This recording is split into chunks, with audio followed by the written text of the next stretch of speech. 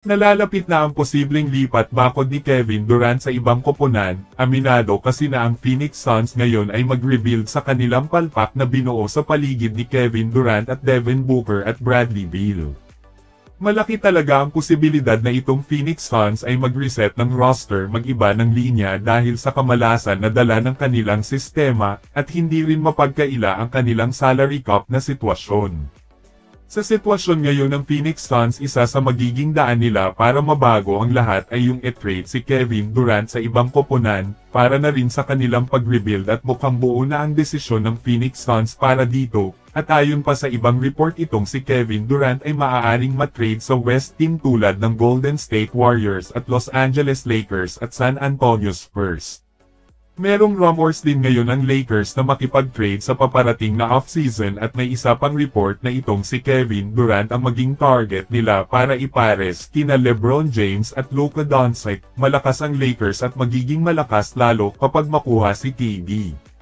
Pero sa kabila ng lahat ng ito, ang Golden State Warriors ay hindi rin nagpapahuli sa trade na posible ding kunin ulit si Kevin Durant dahil meron ng karanasan itong si KD sa Warriors at hindi malabo na susubukan ulit dahil meron na ring chemistry si Kevin Durant kay Stephen Curry at Draymond Green. Sa lahat ng nabanggit, ang San Antonio Spurs ay isang bukas palad din kay Kevin Durant, merong asset na magagamit at saktong ipares sa mga batang manlalaro na sina Victor Wembanyama at Stephon Castle, na nanalo ang dalawang batang player na ito ng Rookie of the Year. Nasa point na ang San Antonio Spurs sa pag-rebuild dahil kinuha pa itong si De'Aaron Fox at kapag nagkataon isang Kevin Durant ang maaaring kunin para sa paggabay sa lahat, well sa tingin nyo sa lahat ng nabanggit aling team ang maging swak kay Kevin Durant? Samantala sa season na ito ang Dallas Mavericks ngayon ang isa sa koponan na inulan ng kamalasan, matapos matrade si Luka papunta sa Lakers ay agad nakasunod nito na na-injury ang halos lahat ng kanilang maaasahan na players, kabilang si Anthony Davis na na-injury sa unang salpa sa Dallas at ang masakit itong kay Kyrie Irving na inaasahan na makaligtaan ang mahabang laro para sa pag-recover.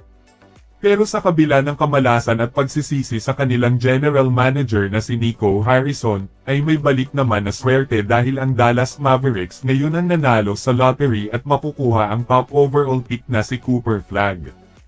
Pero may report agad para dito na maaaring gamitin din itong si Cooper Flagg para sa isang malaking trade kaugnay sa gustong kunin ng Dallas na superstar na manlalaro, at meron pang ang issue na pwedeng makuha ulit ng Dallas Mavericks pabalik si Luka Doncic sa kanila gamit itong si Cooper Flagg. Ganon ka mabisa itong si Cooper Flagg na sandata sa maaaring pagbuo na plano ng Dallas. Well, ayon naman sa ibang report, maaaring pananatiliin din itong si Cooper Flagg sa Dallas Mavericks dahil ang kanilang hawak na mga players tulad ni Anthony Davis at Kyrie Irving at iba pa ay sapat na ito at maaaring maging gabay ni Cooper Flagg para sa unang sabak niya sa NBA.